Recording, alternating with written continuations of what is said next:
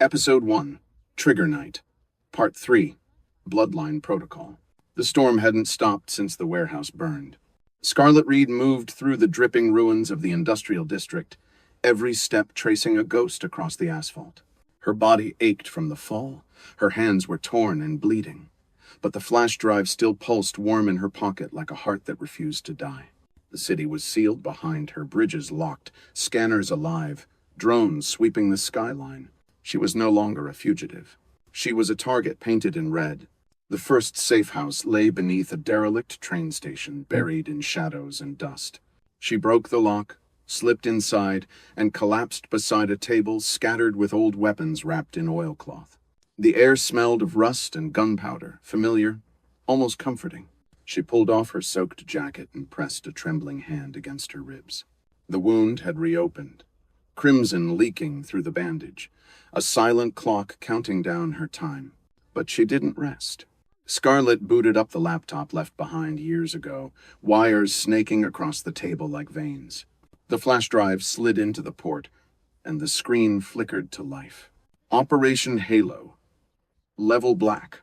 A cascade of encrypted files filled the display. Names, payments, coordinates. Then a familiar face. Chief Vance. And under his photo, a list of offshore accounts tied to a group labeled Bloodline Protocol. She stared at the screen, the words burning into her mind. The protocol wasn't just an operation. It was a network, an entire inheritance of corruption passed down through ranks and families. Before she could dig deeper, a motion sensor beeped red. Footsteps echoed from the tunnel. She killed the lights, drew her gun, and waited in the dark. 3 figures moved through the doorway, silent, disciplined, carrying suppressed SMGs. Not cops, not street thugs. Ex-tactical unit, black badges, men trained to erase problems. Scarlett dropped to the floor as the first burst tore through the room. Bullets shredded the wall, the table, the computer. Sparks rained like dying stars. She rolled sideways, returned fire twice clean, measured 2 bodies dropped. The last one switched to thermal. She saw the faint glow of his visor sweep toward her. She waited for his exhale, that single pause of overconfidence, then shot through the reflection in his lens. He fell before his weapon did. Scarlett reloaded, panting. The laptop was dead, the files half burned, but she'd memorized what mattered. A location in the hills outside the city, an estate listed under V Holdings. She knew whose house that was. By the time she stepped into the rain again, dawn was bleeding across the horizon, gray and unforgiving. She found a stolen motorcycle behind a diner and gunned the engine, asphalt screaming beneath her. The ride north was a blur of wet roads and flashing patrol lights. Every overpass had scanners. Every intersection had cameras. But Scarlett moved like smoke, invisible, fluid, uncatchable. At a checkpoint near the bridge, 2 cops stepped out, rifles raised. One shouted, "License!" She answered with silence and motion. The bike skidded sideways, sparks flying as she drew the Glock and fired twice through the windshield of their cruiser. The car exploded backward, a blossom of fire lighting the rain. She accelerated, heart slamming against her ribs, sirens chasing in her wake. The highway curved into forest. She left the road, the bike leaping off asphalt into mud and roots, headlights slicing through mist. Behind her, engines roared, black SUVs in pursuit, headlights tearing through the dark. Scarlett veered between trees, bullets tearing bark and branches. One shot grazed her shoulder, spinning her sideways. She crashed, rolled, came up on one knee, weapon ready. The first SUV skidded to a stop. 5 men poured out, armored and fast. Scarlett fired once, twice, 2 down, then ducked behind the wreckage. She waited until the 3rd man closed in before she struck, knife flashing in the rain. Steel met flesh. The motion was clean, instinctive, merciless. The 4th shouted her name. She didn't answer. She never did. The forest swallowed the sound of their deaths.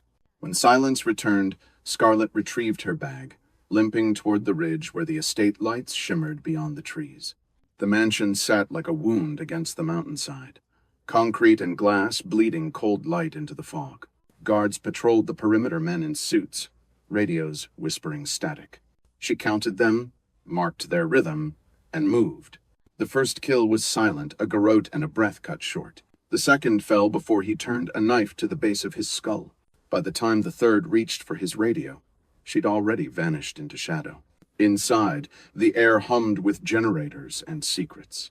Hallways lined with portraits of men who thought themselves untouchable. Her boots left wet prints on marble, each one a countdown. Voices drifted from a study ahead. She pressed against the wall, listening. "Vance wants her alive," one said. "The others disagree," another replied. "She's seen too much. Bloodline can't risk exposure." Scarlett stepped through the doorway before they could draw. 2 shots, 1 breath. Both fell before their chairs hit the floor. On the desk, papers fluttered in the wind from the broken window. At the center, a photo of a young girl beside Vance. The caption read, "Scarlett Reed, Cadet Division, 2014. Her vision blurred. He'd chosen her years ago. Groomed her. Controlled every assignment she thought she earned. The rage was quiet. Cold. Precise. She tore the photo in half and pocketed the rest. Then emotion behind her, a faint metallic click. She turned. Vance stood in the doorway, pistol in hand, rain haloing his silhouette. "You were always the best, Scarlett," he said. "But the best never survive the system." She raised her weapon. "You built that system, and I'm here to burn it down." He smiled. "Then you finally learned what Carter never did." He fired first. She dove behind the desk, splinters erupting. Her return shot shattered the lamp, plunging the room into shadow. They circled through the dark, only muzzle flashes marking the dance. Every shot was an accusation. Every breath a confession. She lunged, caught his arm, twisted, the gun clattering to the floor. Vance slammed her into the wall, pain detonating through her spine. She drove a knee into his gut, ripped free, and hit him with the butt of her pistol. He staggered, bleeding, but smiling still. "You can't kill me, Reed. You need me to clear your name." She hesitated for a breath that felt like eternity. Then she said, "Names don't matter anymore." The gun roared once. Vance dropped, eyes wide, the light fading from a man who had believed himself eternal. Scarlett stood over him, chest heaving, blood mixing with rain and smoke. But before she could move, a red light blinked on the corner of the room. A hidden camera, transmission active. Vance's voice echoed faintly from the intercom. "If you're hearing this, she's gone rogue. Authorization. Bloodline Protocol." The mansion lights flared. Alarms screamed. Drones lifted from the roof, targeting lasers locking onto her position. She ran. Bullets tore through walls as she leapt through the shattered window, crashing into the garden below. Dirt and glass filled her mouth as she rolled and fired upward, bringing one drone down in a rain of sparks. Guards closed in from every direction. She sprinted toward the cliff's edge, lungs burning, legs leaden. When she reached the fence, there was nowhere left to go, only air, darkness, and the roaring sea below. Behind her, floodlights cut the fog, voices shouting, guns cocking. "End of the line, Reed." She looked over her shoulder, rain dripping from her lashes, and said softly, "Not yet." Then she jumped. The wind tore the scream from her throat before it could form. The world blurred rain, light, memory, until cold water swallowed everything. When she surfaced, waves smashed her against jagged rock. She clawed her way onto a narrow ledge, coughing, half blind, but alive. Far above, the mansion burned against the storm. Its windows glowed like dying eyes watching her escape. Scarlett lay there, shivering, bleeding, breathing.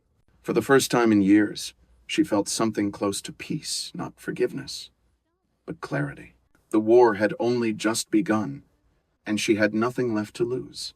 She pulled the drive from her pocket, water dripping from its casing, and whispered, "Your move, Vance, is no to breeze." Then she laughed low, broken, defiant, as thunder rolled across the sea. The city lights flickered in the distance, waiting for her return.